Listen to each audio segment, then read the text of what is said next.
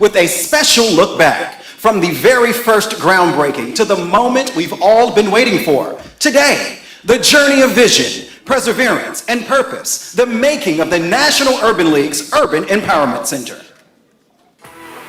15 years ago, the National Urban League was facing the expiration of its lease on its office space in New York City.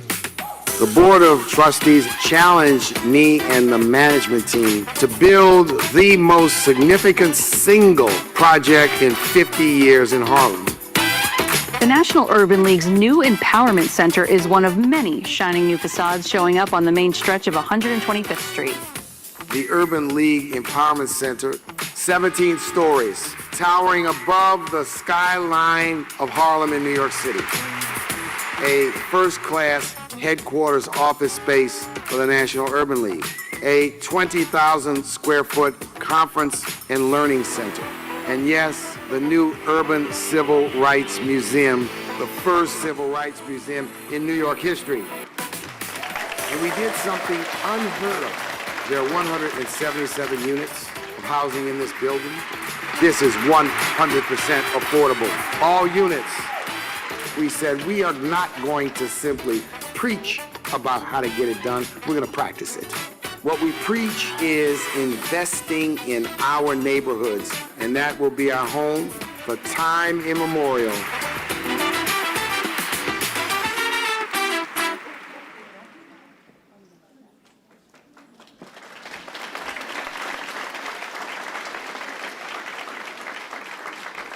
Well, good morning, friends, and good morning, Urban Leaguers. What a day of joy. I am Tim Murphy. I have the privilege of chairing the National Urban League's Board of Trustees, and I'm the Vice Chairman at MasterCard. And standing here today in this magnificent new Urban Empowerment Center is truly inspiring. So welcome. Welcome to the Urban League Empowerment Center grand opening. What began as a dream, project of passion, of persistence, and of purpose, now stands as a beacon of empowerment, of opportunity, and of hope. This building is more than just our headquarters. It's a symbol of the National Urban League's unwavering commitment to equity, to progress, and to community, the very values that have guided this organization now for over a century. So on behalf of the Urban League Trustees, I'm honored to officially welcome you to this historic celebration and to call our ceremony to order. And now to begin today's program in the spirit of faith and of gratitude. Gratitude must be the mark and the measure of this day. Please join me in welcoming the pastor of St. Luke AME Church, the Reverend Orcella Hughes, who will lead us in the invocation. Reverend.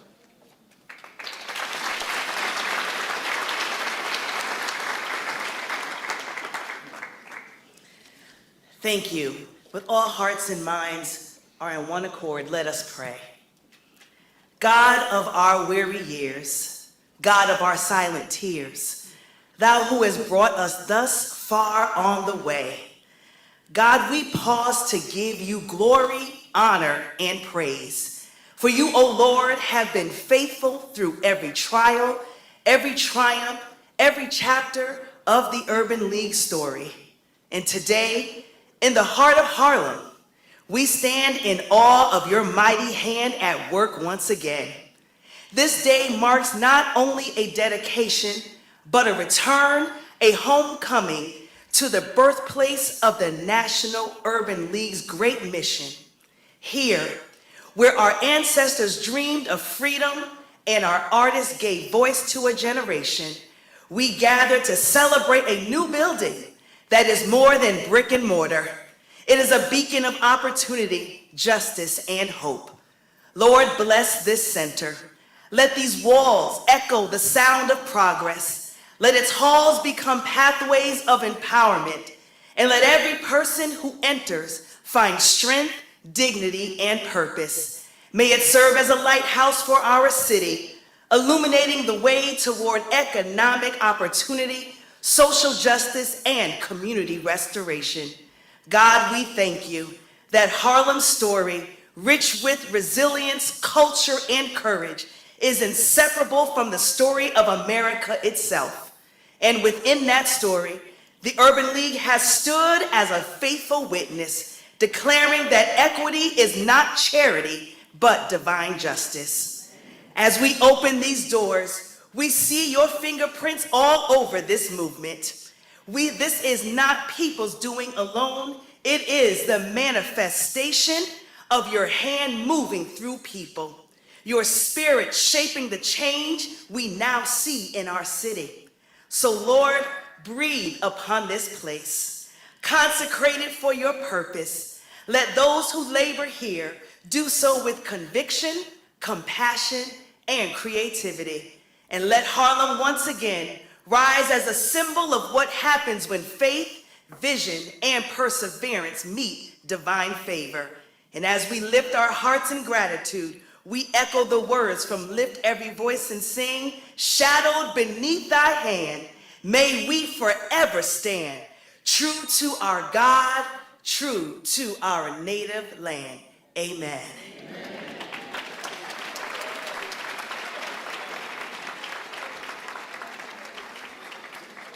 Reverend, thank you for those beautiful and inspiring words, that extraordinary prayer. And as we stand together in this new home, a home built on the legacy and labor of so many who came before us, it's only fitting, as the Reverend indicated, that we lift our voices and sing. I invite everyone to please rise and join us in singing the great American hymn, the Black National Anthem, Lift Every Voice and Sing.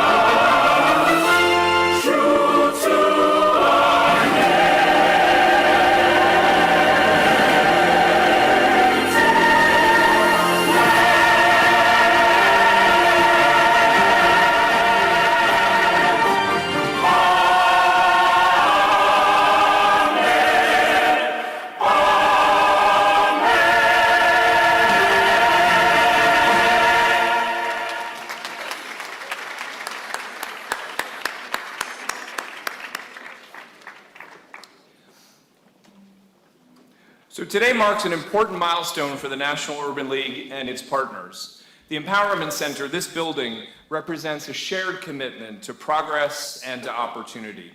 And every movement benefits from strong leadership, someone who believes in the possibility and works tirelessly to turn it into reality. This center reflects that kind of dedication, and it is my great privilege to welcome the person whose leadership and commitment brought this building to life, the President and the CEO of the National Urban League, Mark H. Morial.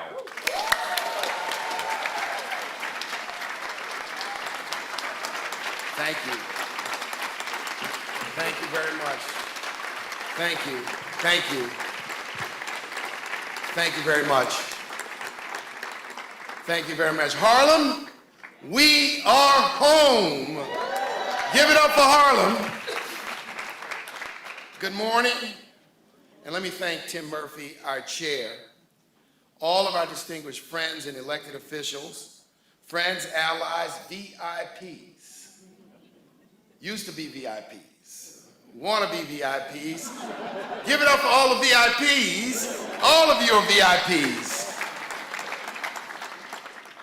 The first order of business this morning is gratitude. It took more than a coalition to put this spectacular project together. It took the Army, the Navy, the Air Force, the Marines, the Coast Guard, and everyone in the neighborhood to put this project together. Let me first begin, and please stay with me because there are many people to thank. And if I miss you, I apologize, but I want to do this correctly because it took the proverbial gumbo coalition. It took the proverbial family. It took the extended family to be able to make this happen.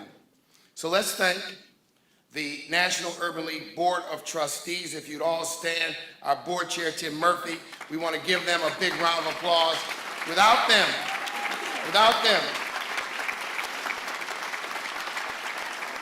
we could not be there.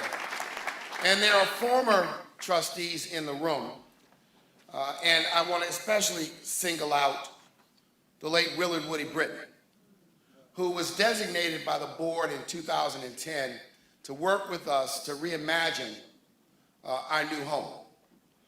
Woody passed in 2011. He's in our minds today because I know he'd be quite impressed with what has happened.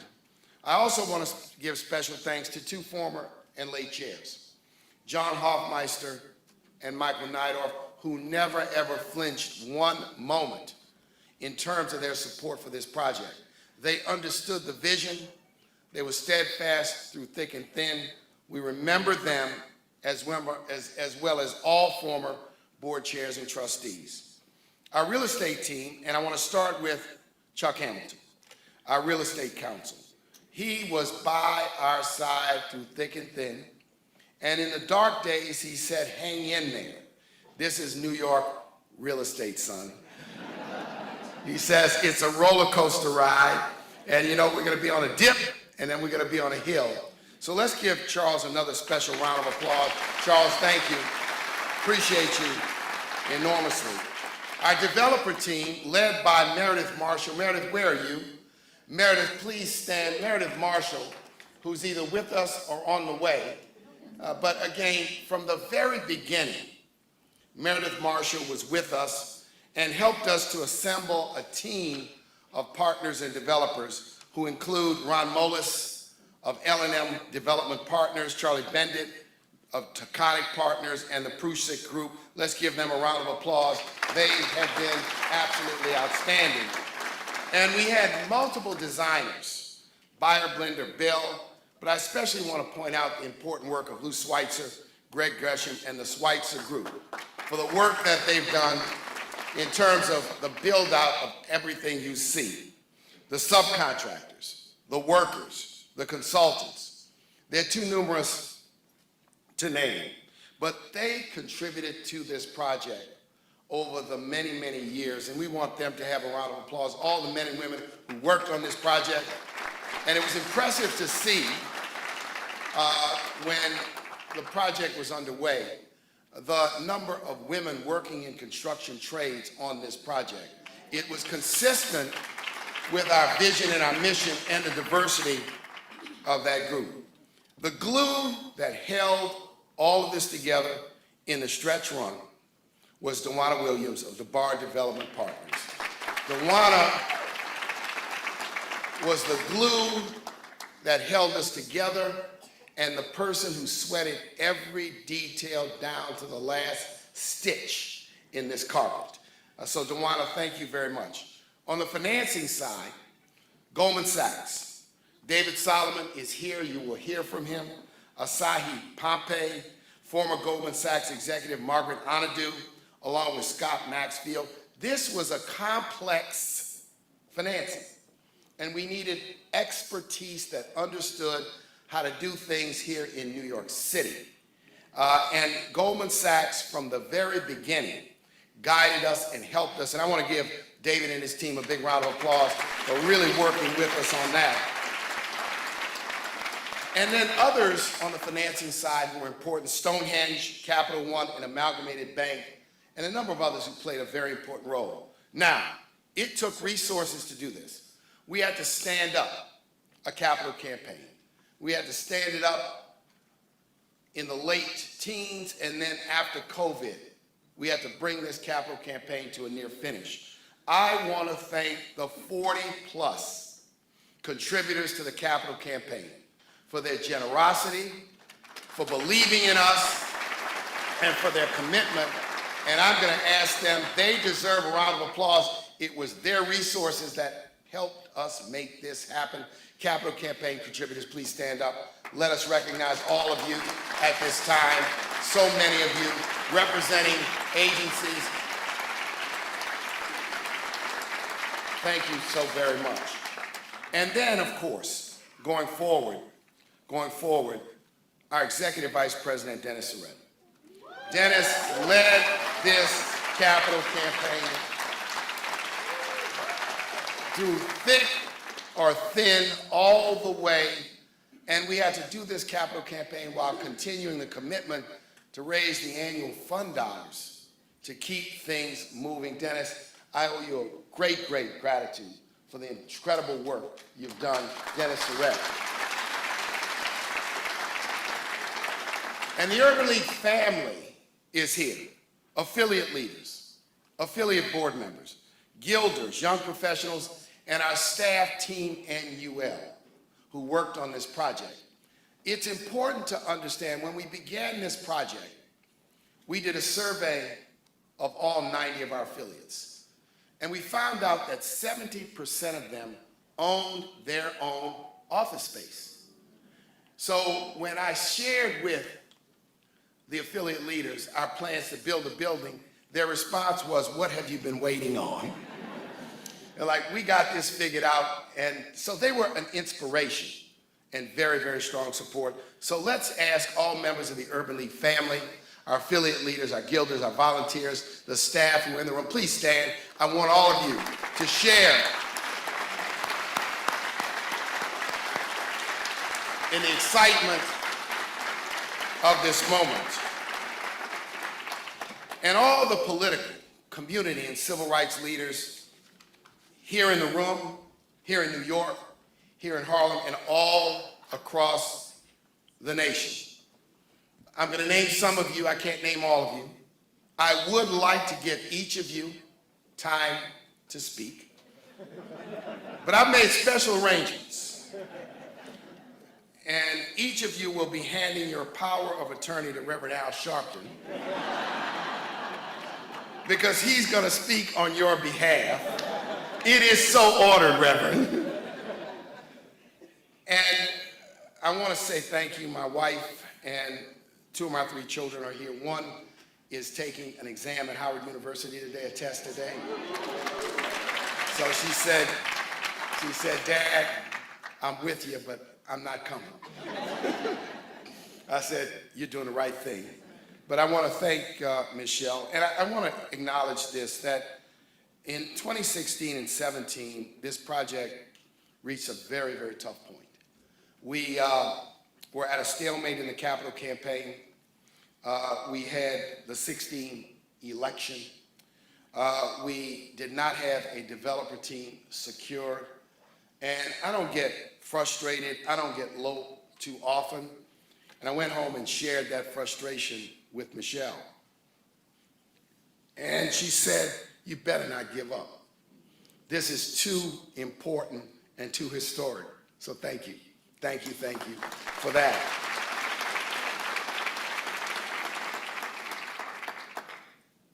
I've got to salute, and you'll be hearing from her shortly, Governor Kathy Hochul.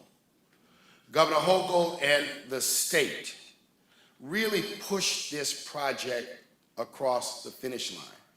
And that's a testament to her commitment and her get-it-done attitude to make things happen. So, Governor, I'm gratified that you are here, and I'm thankful to your administration. The two members of the United States Senate from New York, Senator Gillibrand, she is here.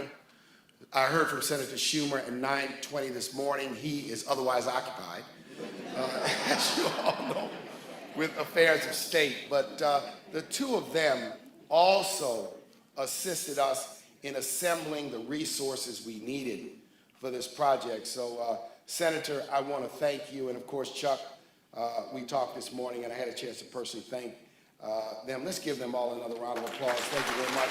And you'll be hearing from her very shortly. Former Governor David Patterson, of course. I'm so glad that Attorney General Letitia James is with us. She's been absolutely supportive of this. And we're standing with Tish, y'all. Okay, just for the record. Laurie Combo from the Department of Cultural Affairs for the City of New York, DA Eric Gonzalez, City Councilman Yusef Salaam, you'll be hearing from him a little later, Jamani Williams, Hope Knight, Mark Levine, Keisha Sutton James, Cordell Clear, C. Virginia Fields, Brian Benjamin, Inez Dickens, who was the first person we went to go speak to about this project way back when. She was enthusiastic about it, Chuck, you remember. She just lowered her head. She looked at me and says, I'm with you, but do not gentrify Harlem. And that proved to be an inspiration to why we have 177 units of housing in this building, Mr. Mayor-elect, all affordable. And this is what's important. We defied the doubters. We defied conventional wisdom, but we could not have done it without the support of the state, the city, Goldman, the Capitol campaign contributors who helped us assemble the resources necessary to do it. So I also want to thank Assemblyman Jordan Wright, Rosemont Pierre-Louis, and also thank you to the mayor-elect. Congratulations to the mayor-elect of the city of New York, Mayor Zohran Mamdani. Thank you. And you'll be hearing from him later. Now, former Governor Cuomo, former Mayor Bloomberg, former Mayor de Blasio, Mayor Adams, and a number of others, Eric Gertler, some who are no longer in public service, were instrumental as well along this long journey of over a decade. And I want to make sure we acknowledge them as well. It's special today that two of my predecessors are here, Hugh Price and John Jacob, who are here.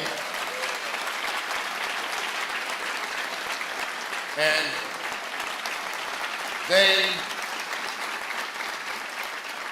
and also with us today are the families of Vernon Jordan, Whitney Young, Eugene Kinkle-Jones,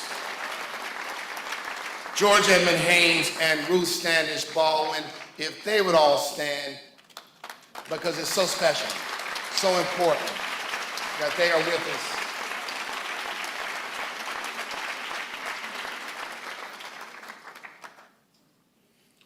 Very quickly, why did we embark on such an ambitious project? When some said it was too big, it was too complex, and they asked in quiet tones, why would you invest in Harlem? I said, why not? Why not green line versus red line?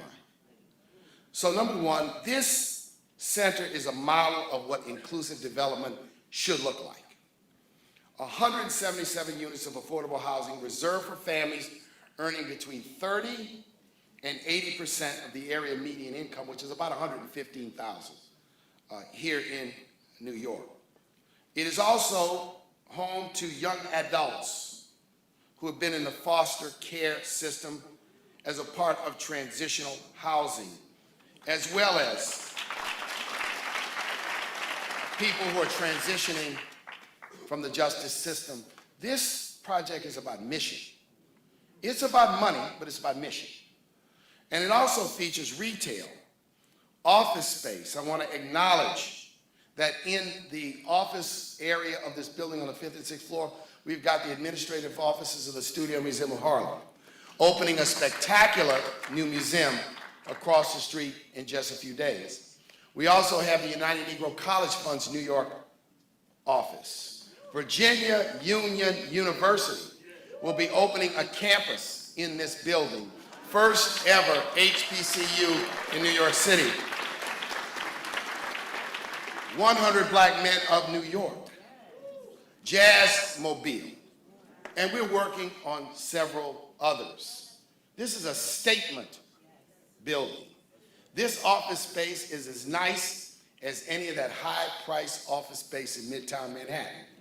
So any of you all are looking for a better deal,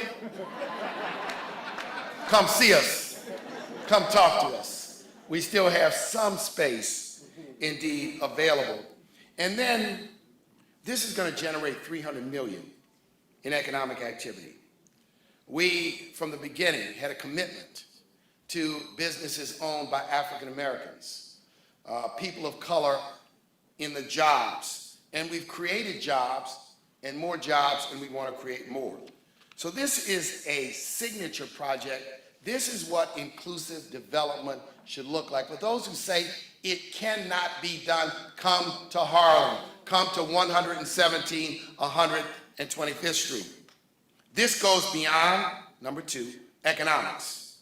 The Urban Civil Rights Museum, set to open in 2026 during the country's 250th birthday, will be New York's first ever museum dedicated to the northern component of the American Civil Rights Movement. And it will showcase the Great Migration, one of the forces that created the National Urban League. It'll showcase the Harlem Renaissance. It'll showcase the political and economic empowerment that Harlem represents not only to New York, but even to the nation. And it'll showcase urban experiences around the nation. But you're gonna have to come back. You're gonna have to come back in sometime in the middle of next year, Councilman, as we open the Urban Civil Rights Museum. It's not quite yet finished, but it is indeed on the way. And then we also in here have this conference center, which is going to be available to community-based organizations for a modest fee. We must pay for the lights, we must pay for the security, etc. And so this is a living, breathing institution. We'll have the new Whitney M. Young Center for Leadership. Thank you, Mr. Chairman, for your inspiration and support for this, which is going to be focused on professional development and training for members of the Urban League movement, and also for what we call the third sector, or the nonprofit sector. Number three, in this political climate where civil rights protections are under attack and being rolled back, and programs to promote diversity, equity, and inclusion by some are being dismantled, let this stand as a beacon. We will not relent. We will not back up. We will not turn around in our commitment to equal opportunity and, yes, diversity, equity, and inclusion in America today. And that's what this represents. We've always been a bridge between policy and people, between aspiration and achievement. And this connects Harlem's past. Now, fourth, on a personal note, my life's work has been about defying the odds and confronting the doubters. Whether it was as the first black student at my middle school in the turbulent 1960s, where I had to endure being called the N-word as a routine, or bucking the odds to rescue my beloved New Orleans as its youngest mayor, or daring to advance a vision for the Urban League Empowerment Center when some sneered that it was too big, too complex, and beyond our reach. I'm proud today to say that together we will allow no one to stand in our path, no one to hold us to low expectations, no one to define what we can and cannot do, and no force, no weapon aligned against us will ever stand.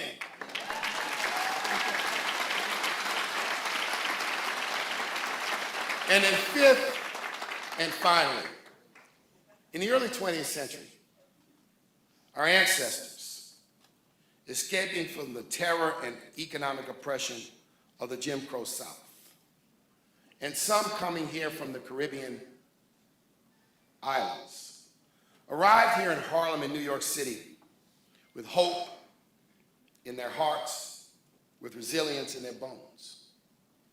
But they found a new form of oppression, de facto oppression. Right into that breach stood George Edmund Haynes from Pine Bluff, Arkansas, an acolyte of W.B. Du Bois, the first African American to get a PhD in social work from Columbia University. And he partnered with Ruth Standish Baldwin, who in the literature of the times was referred to as a socialite. But she was a suffragist, a very active suffragist. And together they came together and said, we need to do something to respond to the needs of all of these New Yorkers, black people from the South, some from the Caribbean. And from that notion and that sensibility, the National Urban League was founded. And they rose up then to confront the challenges that they faced. Today we renew. We reaffirm the hope and resilience as we open these doors. As we open these doors and invite New York and Harlem and the nation and the world to witness what is possible when development is driven by values. Values. What do we stand for? And that is what this building represents. This is the beginning of a new chapter. And I ask you to join us in writing this new chapter today. We are grateful, we are thankful, we are appreciative. So let the word go forth that today we stand on the shoulders of Haynes and Baldwin. We stand on the shoulders of Jones and Granger. We stand on the shoulders of Whitney Young and Vernon Jordan and John Jacob and Hugh Price. We stand on the shoulders of Jackie Robinson and Adam Clayton Powell and Sojourner Truth. We stand on the shoulders of Malcolm X and Martin Luther King and Shirley Chisholm. We are standing on their great shoulders today.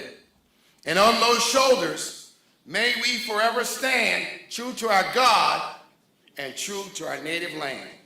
My name, for the record again, is Mark Morial. I'm proud to lead the National Urban League, and I authorize this message.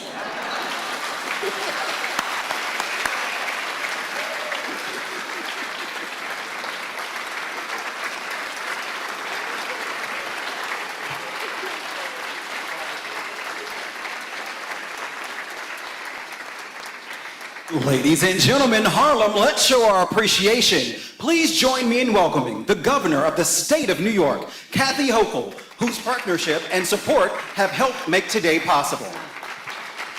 Good morning. All right, you awake out there? I feel like saying, this is the day the Lord has made. Does that wake you up a little more? Okay. I'm feeling a church feeling here today. Anybody else feeling a church feeling? Maybe not with the nice hats, but I feel like I'm back in church. So it is so great to be here. Mark Morial, we are blessed to have you, but I've been in this political business a long time. I'm feeling like there's somebody who's positioned for some other job. I'm just saying, you know, it seems like he does have politics in his blood, and our nation is looking for bold leaders who will not take no for an answer. So I want to thank Mark, and I also always admire a man or woman who give credit to the spouse and the family, okay? Because these are the rocks that allow us to do what we do. Michelle, thank you and your family. And Tim Murphy, we met many times over the years in support of this project. Thank you for driving this home and being the leader that this community needed just to see the possibilities, to execute the dreams that others may have had, but you are part of its great success. Let's give another round of applause to our chairman, Tim Murphy. And David Solomon and the many other partners who help with the finances. I help with the finances too, the state of New York. Let me look up my numbers here. $250 million project. We're in for about half. Okay, well, between the housing tax credits, and one day I got a call from Mark after I was here at this really nice topping off ceremony. Saw Tim, saw Mark, and I get a phone call like, hey, you saw where we're going. Can you help us with maybe another 10 million more just to get there? So I'm looking in my pockets, but I'm gonna tell you this. You had me at hello. Okay, yeah, this was a project that is so worthwhile, so meaningful, and it is a symbol at this moment in time when people are feeling just sort of depressed about life. Life has been so hard for our people. And just look at what we've had to endure over the last few weeks. I had to put in $100 million more into food banks in communities like Harlem because the federal government that's supposed to use our federal tax dollars to feed people walked away from that responsibility for the first time in history. And I know it's not a political event, but that's not a political statement. It is the truth. So we gather here today at a place where we know people are suffering and anxious about putting food on the table. So this is a symbol that when we pull together and there is an organization like the Urban League behind us, there is no stopping us.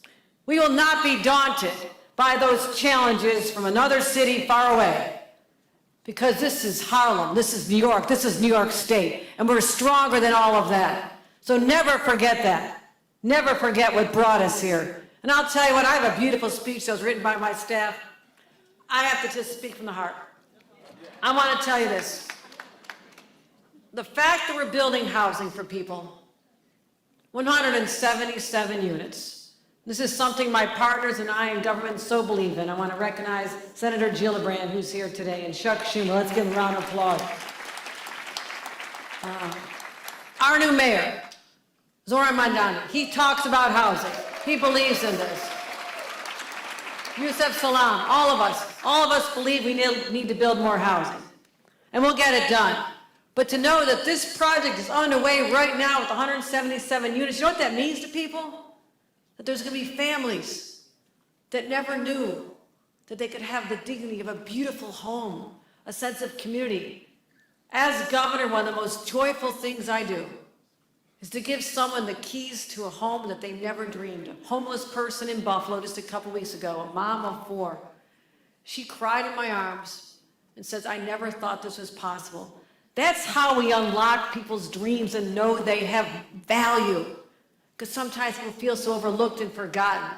This organization, under leadership of Mark Morial, will never let that happen. So yes, this may be a physical symbol.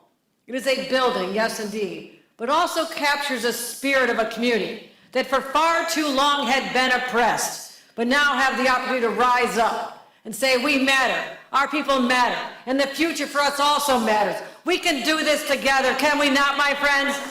And that's what's unleashed here today. I also had a little conversation about history with Mark. Now he wants to focus on the cities. And I said, well, there's places around the rest of the state that also are part of the great history. The Underground Railroad went all the way to upstate New York. Okay, do you guys know where upstate is? I'm just here to remind you. Just here to remind you. That is such a huge point of pride for us, all the way from Rochester. And guess who needs to be recognized in this museum? Frederick Douglass, the one and only Frederick Douglass, whose face is on the walls in the Rochester airport. We made sure that people knew that history. He was the conscience of America, only to be replaced by Reverend Al Sharpton, who's the conscience of America today. Okay. Harriet Tubman, upstate New York, 50 years, but she was pretty busy down in Maryland bringing back the slaves as a tiny young woman who was heart of gold, the heart of a lion. I want those stories told too. Okay, let's make sure we tell the whole New York story so everybody from all over New York feels that their story is being told here as well. We're going to get that done. We're going to get that done. Also, we drove past Sylvia's to come here. No, I didn't stop for biscuits again. I wasn't late because of that. Everybody who knows me, that's what I always have to do. But you know who I also miss when we're here in Harlem? Two people who used to meet me there. Charlie Rangel and Hazel Dukes. Okay. We are diminished with their loss. They inspired me, they challenged me. We are great, great friends, and we are lost for them today. But this place, and Mark described all the beautiful places, the vision that went behind this, to think that people can live here and work here and learn history here and celebrate their traditions here, and to be a gathering place for a community and businesses and restaurants and stores. Hey, Trader Joe's coming? Is that true? I mean, it's here. Here, Trader Joe's? Okay, I got some shopping to do. My husband's, there's been no food in my refrigerator for a long time. But that says this community matters as much as the other communities around the city and the state that have a Trader Joe's. You know what I'm saying here? The people here matter. And that's the kind of businesses I want to attract here, okay? There is no diminishment because this is a community that people for too long overlook. We have risen up. We have met this moment. And I'm so proud to be the governor at this time in history. Well, we'll deal with the challenges from Washington. Because I look around this room and I feel the strength and support of every one of you as we march shoulder to shoulder, soldiers in the battle, to take back our cities and let them know that our cities from New York down to New Orleans truly matter. The National Urban League will make sure that it happens from now and into the next 50, 100 years. But never forget, the history of Harlem is so instrumental in giving people something that was coined as Black Pride at a time when people were not feeling the pride. And that is what broke loose. And the rest of America paid attention to this community at that moment in time, and we'll never forget it. Thank you very much for being here today, everybody. Reverend Al, I'm looking forward to your remarks as well. Everybody, thank you so much. Thank you, Harlem. Thank you, New York. And Mark, thanks for bringing us home. Ladies and gentlemen, we are pleased to welcome a partner whose commitment and collaboration helped make today possible. Please welcome the Chairman and Chief Executive Officer of Goldman Sachs, David M. Solomon.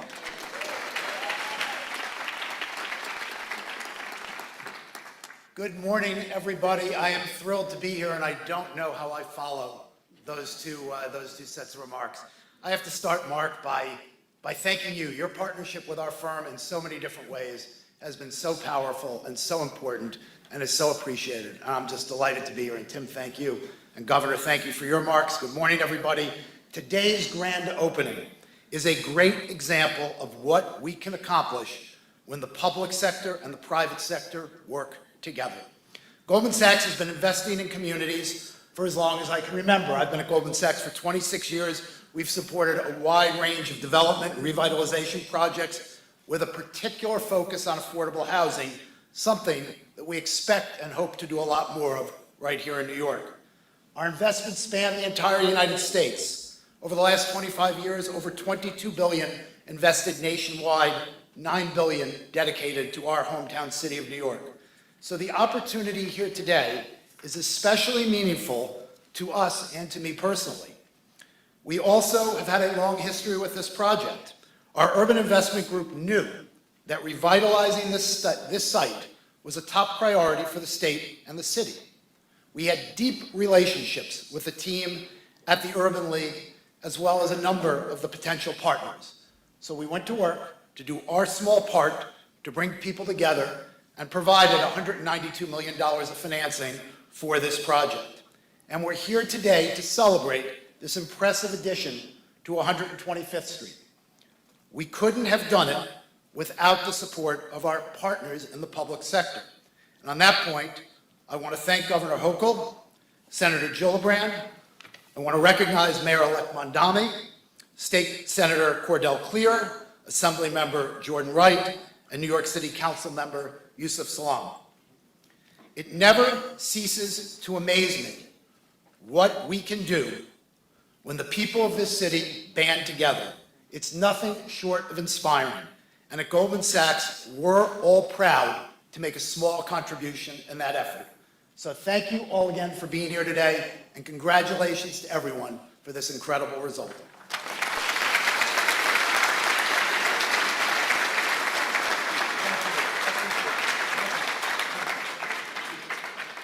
As we look ahead to the next phase of progress, we welcome the Mayor-elect of New York City, Zohran Mamdani.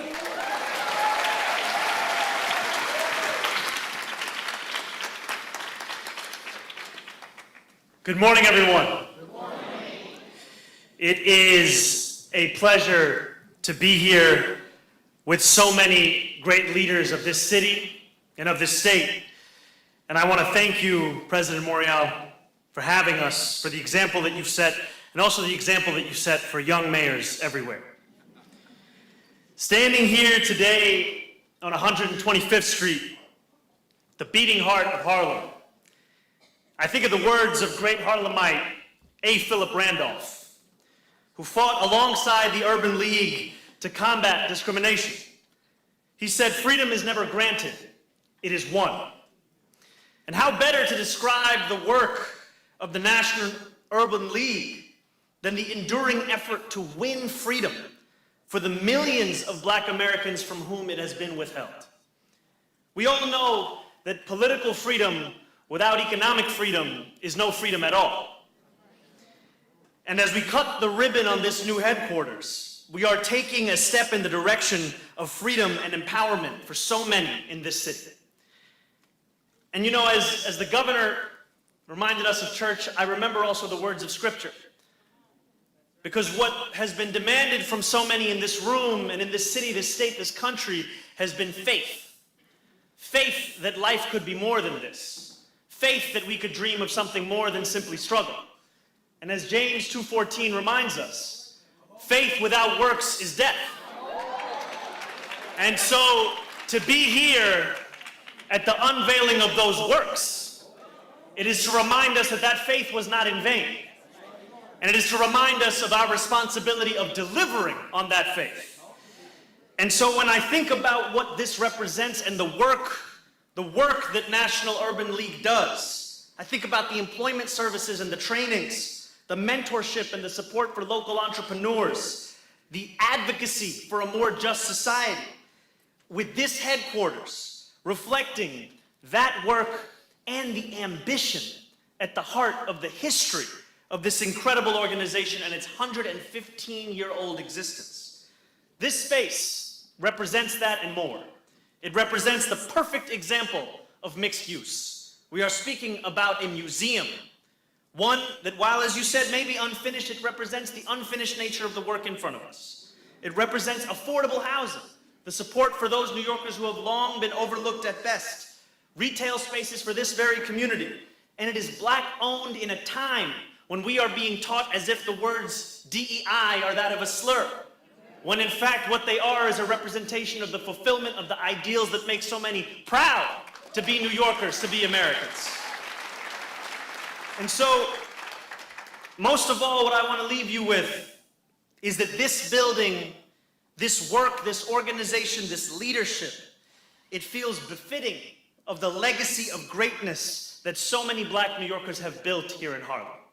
Because these are the streets that have been walked by some of the greatest musicians, writers, political minds, and civil rights leaders in our nation's history. And this building, it honors their stories, it honors their contributions to our city's past, and it ensures that those contributions continue through our present and into our city's future, and it will be an honor to be a partner in that work and all that comes with it. Thank you so much.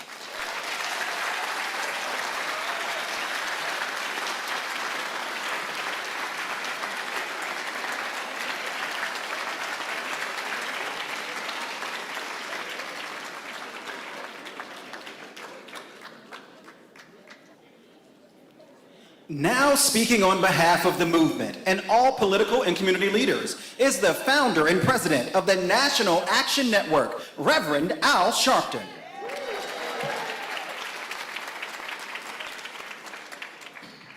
Thank you very much. Let me say on behalf of all of the national civil rights organizations, I see Melanie Campbell here and others,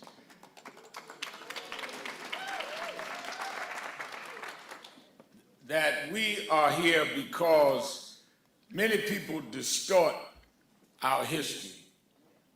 We never had one organization or one leader.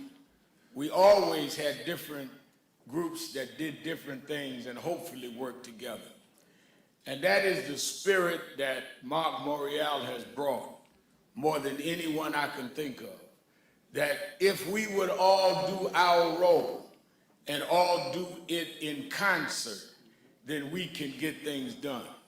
I remember as a younger man, as a teenager, how John Jacobs would work with people like Joe Lowry, and even would support us here with a youth group. Hugh Price would work with Jesse Jackson. And when Mark Morial came to New York, he came to the House of Justice. We were getting ready to move to be your neighbor in a few minutes. And he said to me that I'm in, you know me from being mayor, his lineage, his father we knew. He says, but I want to work with National Action Network. I want to work with all of us. When Barack Obama became president, we formed the Legacy 8, and we meet very often. We meet again Sunday night by Zoom. And we learned to work that if he does his thing, we do our thing, and we come together, that we can do more than playing separately. Mark Morial has represented that, which is why we're here this morning. It is clear.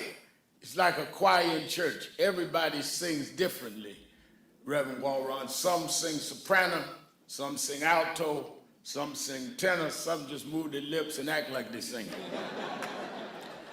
But it takes all of that to make a song. And we're here because Morial has done that. Every march we've called, he's been there.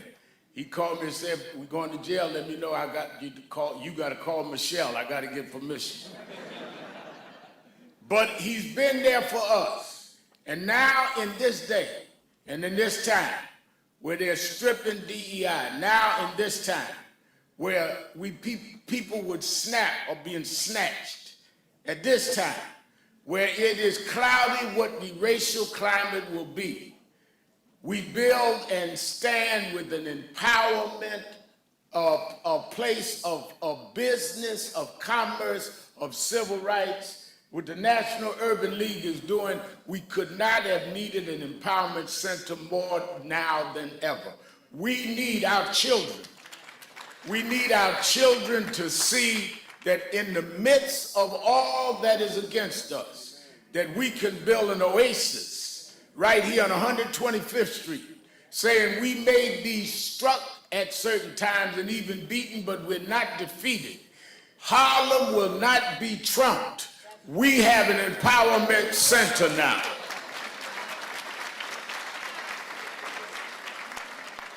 This building will serve us, this building will lead us, this building will guide us. And I think the vision that Mark Morial has had is one that we all stand with. And we're gonna fight against the forces that want to rob this community. We're gonna fight strategically. We're not gonna fight in a way that feeds the opposition. But we've always had to fight opposition. We come up, I listened to that history from 1910. Nobody ever gave us anything. We had to fight our way. But there was always the David Solomons and others that would help us fight. It's always been allies that help us fight, and that's what this building represents. But we're gonna fight against those that want to strip DEI. We're gonna fight against those that want to strip us of our state attorney general. We're gonna fight because fighting is what we do, but how we fight is what we do best. Thank you, and God bless.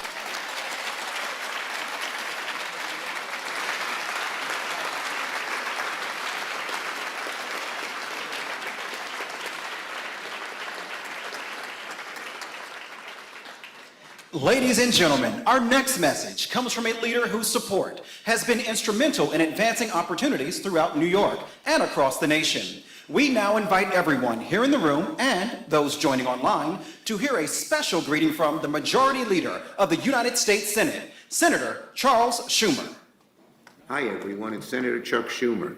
I'm sorry I can't be with you in person today, but I'm sure with you in spirit as we celebrate the grand opening of the Urban League Empowerment Center in Harlem.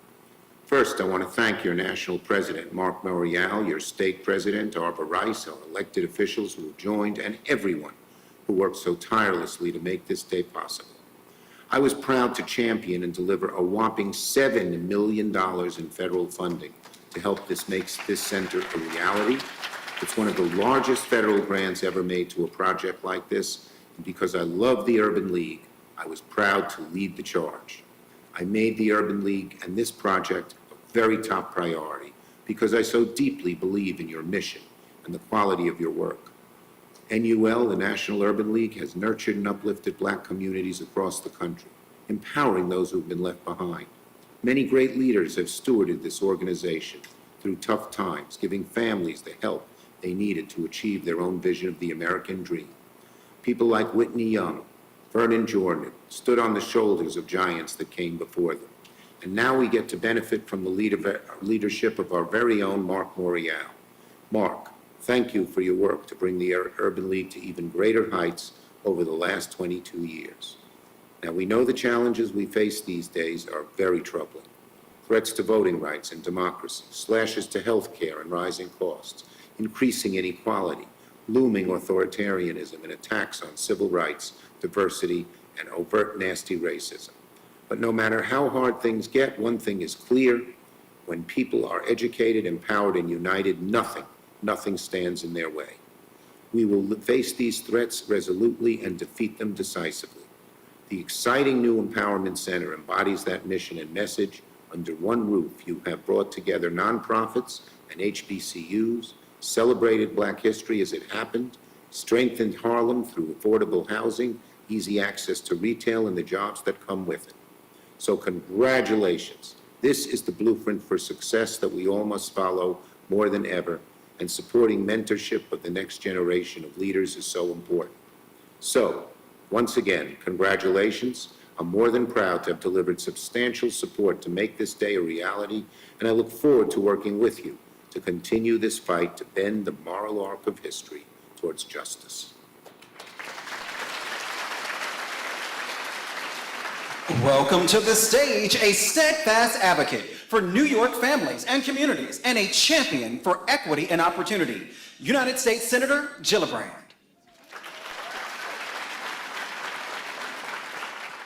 Well, today is a moment of enormous celebration, a celebration of our leaders who had extraordinary vision to bring this moment to fruition.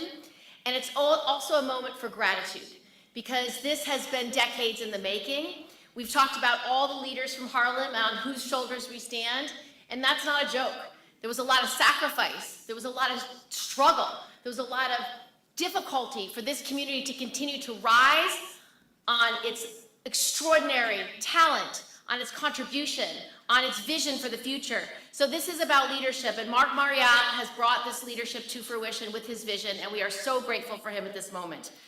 We also have leaders who have been helping. We have our donor community all here, these amazing people who brought the money. We have Goldman Sachs, we have our board chair, we have David, and we have our amazing governor who is always here for us and always bringing millions of dollars to Harlem and to New York City. Thank you, Governor, for all you are doing. I want to recognize Senator Schumer for bringing the dollars like he always does. I want to recognize Tish James for being here as a stalwart, the literally the point of the spear that is fighting against President Trump. So we have leaders here who are making this possible. And what the National Urban League has done, and this Urban League Empowerment Center is going to do, is it's going to build on the record of what it's created over the past several decades. It is doing education. It is doing economic empowerment. It will be a community center. It will be affordable housing. It will provide health care. It will provide all the bricks that are necessary to continue to grow this community. And that is what leadership is about. It's about having the vision for not just what this generation needs, but the next generation and the generation thereafter. So I feel so grateful that I'm part of the team that is working to give the resources to this community. And last, we are going to be the community that will fight back. I think, Reverend, you are so right. This is the beginning of a very big battle. This city will be targeted. This city will be targeted by the Trump administration. The Trump administration continues to cut access to health care for millions of New Yorkers. He continues to cut food out of the mouths of our children and our elderly, food that is needed to sustain life. This is what this administration is doing over and over and over again. So we are postured to fight. And so we will fight every assault on this city, every assault on our new mayor, Mamdani, who just ran an amazing campaign on things this city needs. So we will stand with him. We will stand with all of our local electeds to make sure this city is not harmed during this Trump administration. And last but not least, we have to continue to recognize this is the light of the world for everyone here who comes from faith. This is one command that Jesus gives us, but it is a command that runs through every major faith in this world. Be the light of the world. In these times of darkness, be the source of the light. Be the beacon for what's right and just, no matter who is trying to drag you down. That is what Harlem is known for. That is what Harlem shows the rest of the world. And that is what this Empowerment Center is going to do for New York City. God bless you all, and thank you for being here.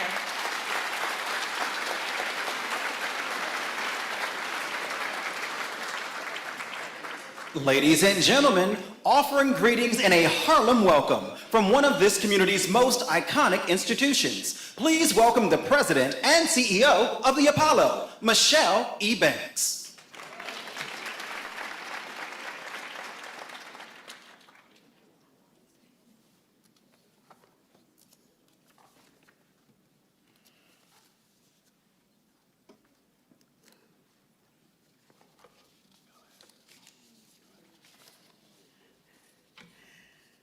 Hello, everyone. Mark, Chairman, Governor, Senators, all of our elected officials, what an inspirational day.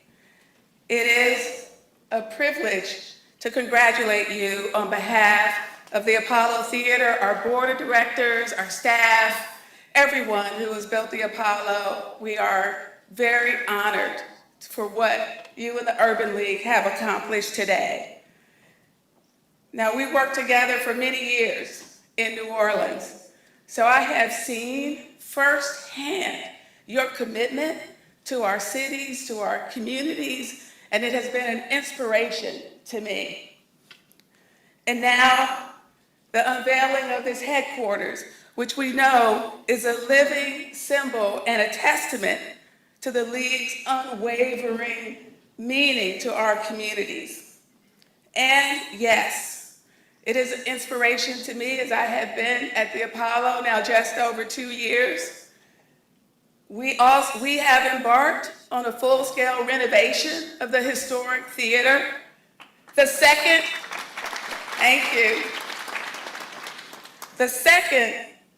renovation following our very own Percy Sutton. So we stand on Mr. Sutton's shoulders. So we know a little bit about what it means to have started a campaign 10 years ago, to have navigated through COVID, and to now stand on that last mile.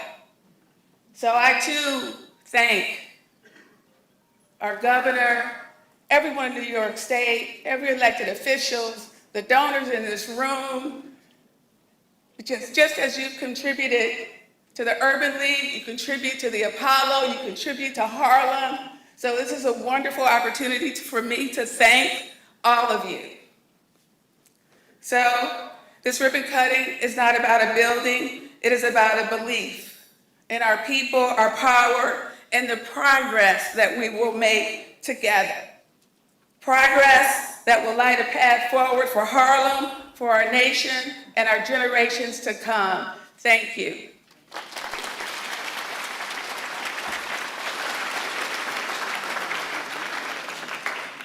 Our final speaker, a son of Harlem, a voice of resilience and purpose, representing Harlem's 9th District, Councilmember Yusuf Salaam.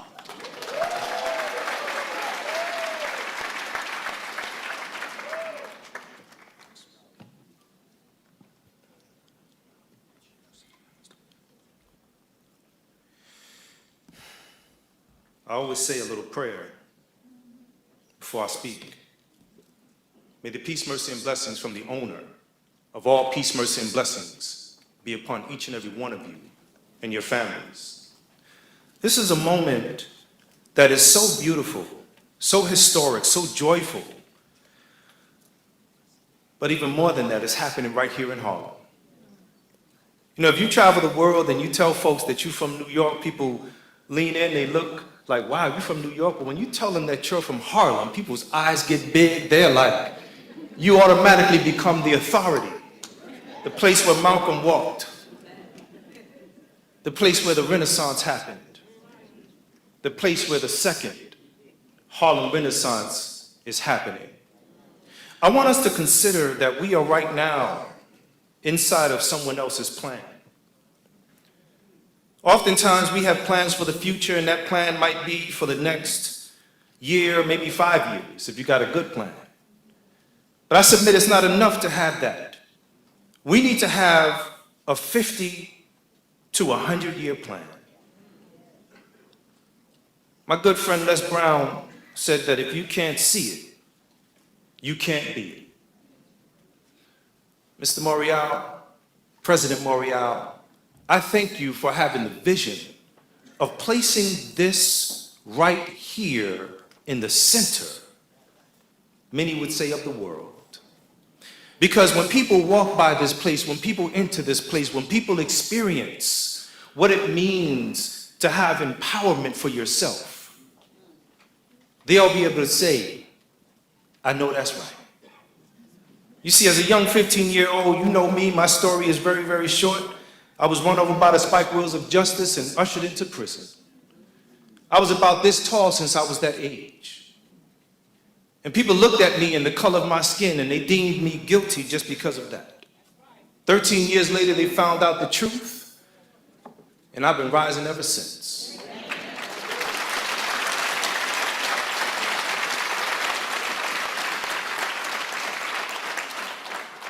But that really is just the testimony of who we are as a people.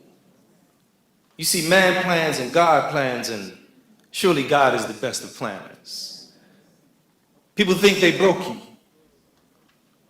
And then what happens is that just like when they do the beautiful work in Asia, instead of taking that broken piece of china and putting it back so that you wouldn't even see the cracks, they pour gold in the cracks to make beautiful works of art. This is what this institution has been and will be. So for the next hundreds of years, people will be able to experience that they too were born on purpose and with a purpose. They can see the vision of those that have been and those yet to be, because you were supposed to be here. Lastly, they wanted me to believe that I was born in error. But when I think about the Central Park jogger case, I think of how it became a love story between God and his people. A story of a people who were brought low only to rise because the truth could never stay buried. A story of a people who were buried alive and forgotten, and the system forgot we were seeds. So instead of a social death, as they build that fire to consume us, they forget the owner of the heat. This ribbon cutting is going to be the door opening to what is possible. And remember, when they say impossible, just let them know that in there is the word I'm possible. Thank you, President, for what you have done and what you continue to do.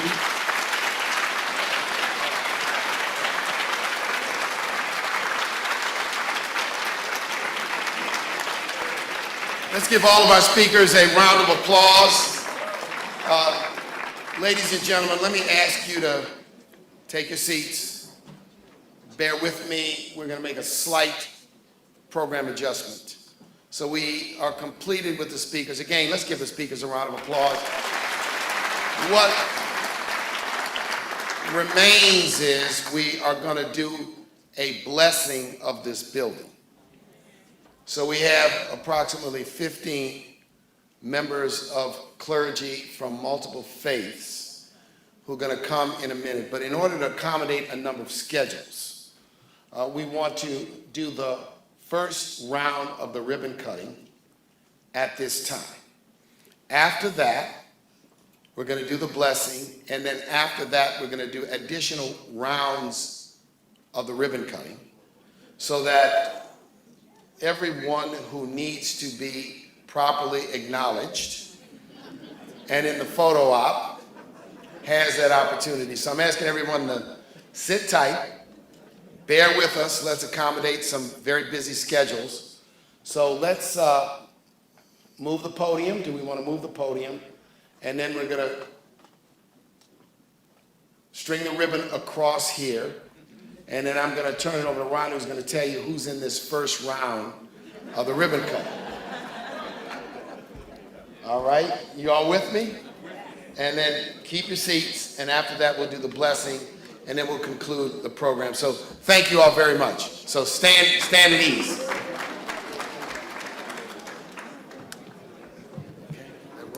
Yes, good morning, everyone. Thank you for being here. This is the moment right here, right now, in what so many hands, hearts, and years of commitment have brought into being. So as Mr. Maury has stated, we are going to do the ribbon cutting right now so that we can accommodate many schedules. So I'd like to call up the program participants, all of the program participants and speakers this morning. Give them another round of applause as they come. Yes. I'd like to invite Mr. Moriel's immediate family to come join him, please. Governor, yes. Bear with us one moment. Thank you.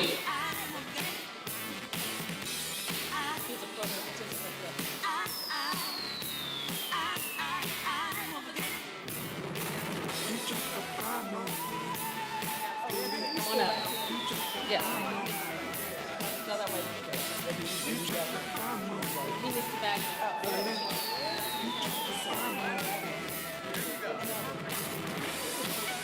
You'll wait, let's see. That's like this.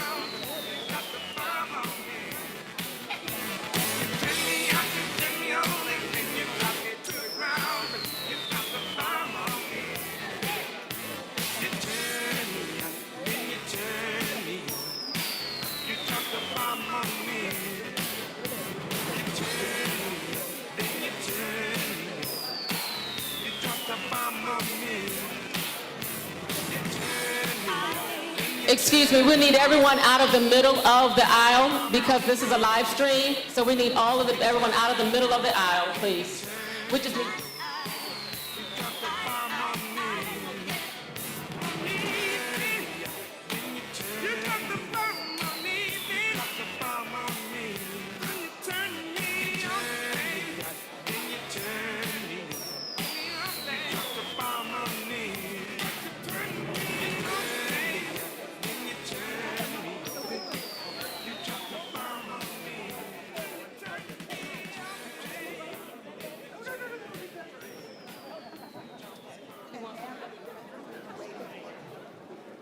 And now, All right, ladies and gentlemen, if I can have everyone's attention very, very quickly and quietly, I'm going to ask you all to join me in counting down.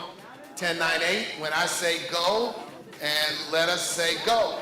10, 9, 8, 7, 6, 5, 4, 3, 2, 1.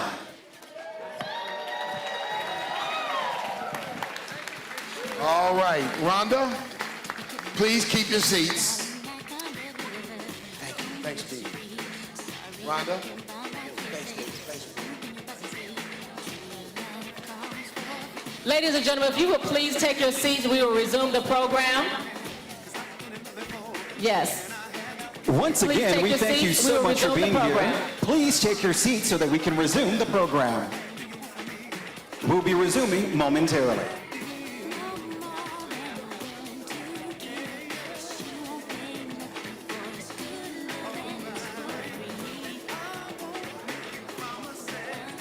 Once again, please take your seats. We'll be beginning to... Once again, please take your seats. We'll resume the program momentarily.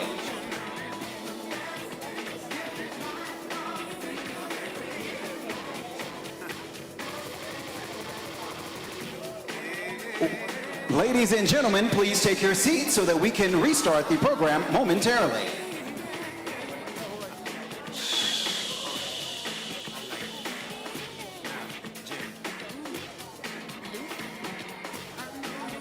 As we work to move back into the program, if you can lower your tone so that we can start, we'll be starting momentarily.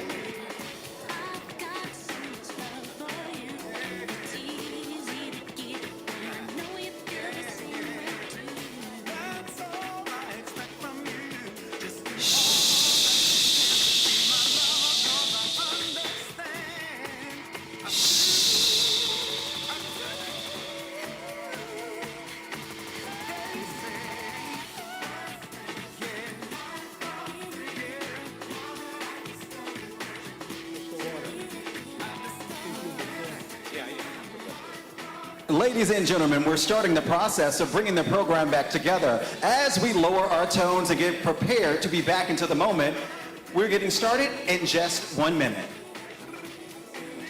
Yeah.